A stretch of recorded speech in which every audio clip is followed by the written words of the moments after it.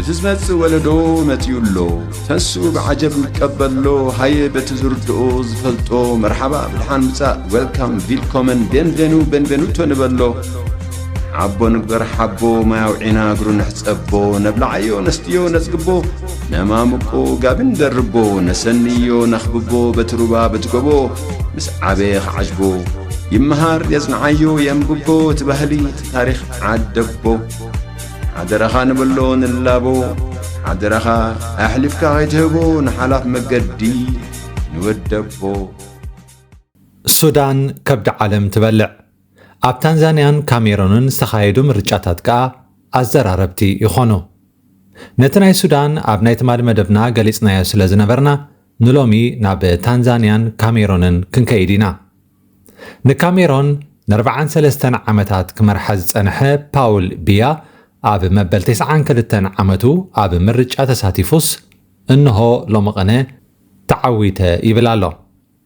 ፓውል ቢያ በዚ ሕጂ ዝዓተሮ ስልጣን ክሳብ ወዲ 100 ዓመት ዝኸውን ኣብ መንበር ስልጣኑ ንኽጸንሕ ከኽእሎ እዩ። ንሱ ከባቢ 54 ሚእታዊት ድምፂ ክረክብ እንከሎ ቀንዲ ተወዳዳሪኡ ከዓ 35 ሚእታዊት ጥራሕ ረኺቦ። ድሕሪ ምርጫ ፓውል ቢያ ከም ዝተዓወተ ምስ ተገልጸ ኣብ ሓያሎ ከተማታት ካሜሩን ብደገፍቲ ተቃወምቲ ውድባት ዕግርግር ተላዒሉ ነይሩ። ኣብ ርእሰ ከተማ ካሜሩን ከዓ 4 ሰባት ተቐቲሎም ካልኦት ብዙሓት እውን ኣብ ትሕቲ ቀይዲ ኣትዮም። ኣብታ ሃገር ተቃውሞ ሓሳብካ ብነፃነት ምግላፅን ሓርነት ፕረስን ኣዝዩ ድሩት እዩ። 30 ሚልዮን ደቂ ካሜሩን ብዕዳ ብልሽውና ድኹም ትሕቲ ቅርፅን ብናይ መንእሰያት ሽቕለት ኣልቦነትን ይሰቕዩ። 40 ሚእታዊት ካብ ሓፈሻዊ ህዝቢ ካሜሩን ኣብ ድኽነት ከም ዝነብሩ ጸብጻባት ይነግሩና። ፓውል ቢያ ኣብ ዓለምና ካብ ዘለዎ መራሕቲ ሃገራት ብዕድመ እቲ ዝሸምገለ ብምዃን ክብረ ወሰን ሴሩ ይርከብ። ንሱ ብዘይ ገደብ ወትሩ ኣብ ምርጫ ንምስታፍ መታን ክጥዕሞ ኣብ 2008 ንቅዋም እታ ሃገር ብምቕያር ስልጣኑ ደረት ክህልዎ ገይሩ። ፓውል ቢያ ካብ ሃገሩ ወፃኢ ነዊሕ እዋን ኣብ ወፃኢ ሃገራት ብምሕላፍ ይፍለጥ። ንኣብነት ንካሜሩን ገዲፉ ኣብ ጀኔቫ ስዊዘርላንድ ከም ዝቕመጥ ይንገረሉ። ንሃገሩ ካብ ርሑቕ ምምራሕ ዘይጽጉሞ ፓውል ቢያ ኣብ ስዊዘርላንድ ብገንዘብ ህዝቡ ምቾት ናብራ ከም ዝሕልፍ ዘጠራጥር ኣይኮነን። ካሜሩናውያን ብዋዛ መልክዕ እቲ ዘይርአ ወይ ብመንፈስ ንሃገር ዝመርሕ ኢሎም ይጨርቁሉ። ወዲ 92 ዓመት ሃገር ክመርሕ ክወዳደር ዘገርም እኳ እንተኾነ ልዕሊ መራሒ ካሜሩን ኣብ ስልጣን ዝነውሕ ዕድመ ገይሩ ዘሎ መራሒ ግን መራሒ ኢኳቶርያል ጊኒ እዩ።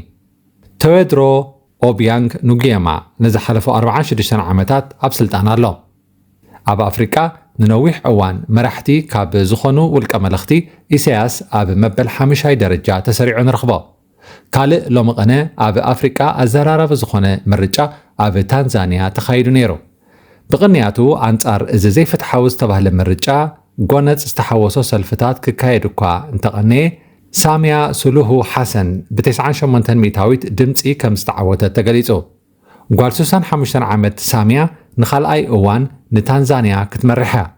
ናይ ሕቡራት ሃገራት ቤት ጽሕፈት ሰብኣዊ መሰላት በዚ ምርጫ ምኽንያት ኣብ ዝተኻየደ ዕግርግር ኣብ 3 ከተማታት ታንዛንያ 10 ሰባት ከም ዝሞቱ ክገልጽ እንከሎ መንግስቲ ታንዛንያ ነቲ ተቃወምቲ ውድባት ብኣማኢት ዝቝጸሩ ሰባት ተቐቲሎም ዝበልዎ ዝተጋነነ ቁጽሪ ክብሉ ነጺጎሞ። ቅድሚ ምርጫ እቲ ዝዓበየ ናይ ታንዛንያ ናይ ተቃውሞ ሰልፊ ካብ ምርጫ ተኣጊዱ።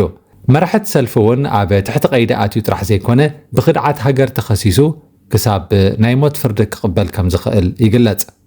በዚ ምኽንያት ታንዛንያውያን ኣንጻር እቲ ዘይሕጋዊ ዝበልዎ ምርጫ ጎነፃዊ ሰልፊ ብምክያድ ናይ ምርጫ ኣሳእል ሳምያ ክቐዱን ንመንግስታዊ ህንፃታት ከቃጽሉን ተራእዮም።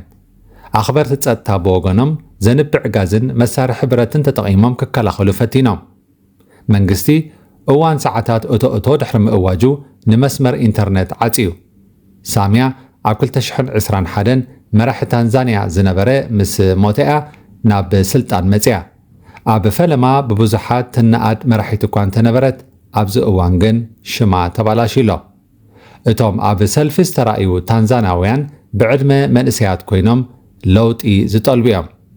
ሓንቲ ስማ ክጥቀስ ዘይደለየት ታንዛንያዊት ሰባት ኣብ ትሕቲ ፍርሒ እዮም ዘለዉ ሓሳቦም ወላውን ኣብ ማሕበራዊ መራኸቢታት ብነፃነት ክገልጹ ኣይክእሉን ብዛዕባ መንግስቶም ኮነ መራሒት ሃገሮም ዘሰክፍ ቃላት ከይዛረቡ ይጥንቀቑ ኣብ ወርሒ ጥቅምቲ ጥራሕ ከባቢ 50 ዝኾኑ ሰባት ተጨወም ኣለው መብዛሕትኦም ከዓ ወይ ኣባላት ተቃውሞ እዮም ወይ ከዓ ንመንግስቲ ዝነቕፉ እዮም እቶም ብጭውያ ዝተወስዱ ሰባት ኣብዚ እዋን ብልክዕ ዓበይ ከም ዝርከቡ ኣይፍለጥን ክትብል መስኪራ ሳምያ ሕብራ ከም ዝቐየረትን ካልእ ሰብ ከም ዝኾነትን ብዙሓት ንፖለቲካ ታንዛንያ ዝከታተሉ ይገልጹ ታንዛንያ ኣስታት 70 ሚልዮን ህዝቢ ዝነብርዋ ዓባይ ምብራቕ ኣፍሪቃዊት ሃገር እያ ኣብ እዋን መግዛእቲ ኣብ ትሕቲ እንግሊዝ እያ ነይራ ታንጋኒካ ኣብ 1961 ነፃ ክትወፅእ እንከላ ዛንዚባር ኣብ 1963 ካብ መግዛእቲ እንግሊዝ ሓራ ኮይና ታንጋኒካን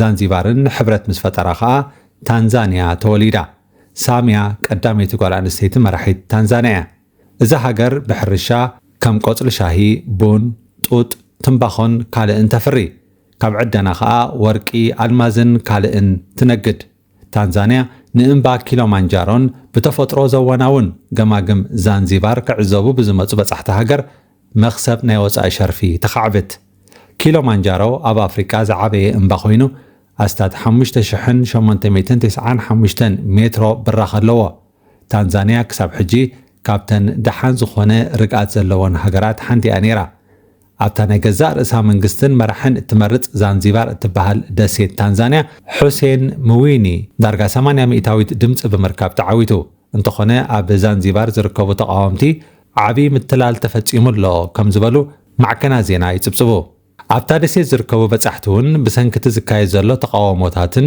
ምዕፃው ኢንተርነትን ከምኡውን ምድንጓይ በረራታትን ኣብ ሓዲግ መዲግ ከም ዘለው ተገሊጹ ዕግርግር ታንዛንያ ድሕሪ ምርጫ እንተዘይዝሒሉ ኣሰካፊ ክብሉ ተንተንቲ ፖለቲካ ይገልጹ ኣብ ኣፍሪቃ ዘላ መንበር ከመይ ዓይነት ማግኔት ከም ዘለዋ ኣዝዩ ዝገርም እዩ ኢኳቶሪያል ጊኒ ካሜሮን ኡጋንዳ ኮንጎ ኤርትራ ቡርኪና ፋሶ አንጎላን ካልኦትን ካብተን ብሓደ ውልቀ ሰብ ንነዊሕ እዋን ዝተረግፀ ሃገራት እየን ህዝቢ ሱዳን ነቲ ንነዊሕ እዋን ዝመለኾ ዑመር አልበሽር ብተቃውሞ ምስ ኣለዮ ብክልተ ጀነራላት ምክንያት ህይወቱ ጸልሚት ኣሎ ካብ ምልካዊ ምሕደራ አልበሽር ተገላጊሎም ናብ ዲሞክራሲያዊ ምሕደራ ንምስግጋር ዘካየድዎ ቃልስን ዝኸፈልዎ ደምን ከዓ ከንቱ ኮይኑ ኣብ ዝኸፍአ ስቃይ ኣትዮም ኣለው እሞ ክቡራት ተኸታተልትና ኣብ ጉዳይ ፓውል ቢያ ናይ ካሜሮንን ሳምያ ሓሰን ናይ ታንዛንያን ኣመልኪትና ዘቕረብናዮ መደብ ኣብዚ ንዛዝም ኣለና ኣብ ቀጻሊ ብኻልእ ሓበሬታ ክሳብ ንራኸብ ደሓን ጽንሑ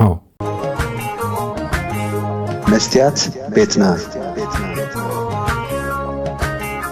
መስትያት ቤትና ንሐቀኛ ምስሊ ኤርትራ ንምንጽብራቕ ዝተፈላለዩ ጽሑፋት ተንቀሳቐሲ ምስልታትን ቃለ መሕትታትን ሒዛ ብዘካርያስ ክብረኣብ እናተዳለወት እትቐርብ መደብ እያ كفوت لساني من يزعصوني هاي سجدن علي عبطاقوت ملاخي قطاوخ يقنا مسلي فتحي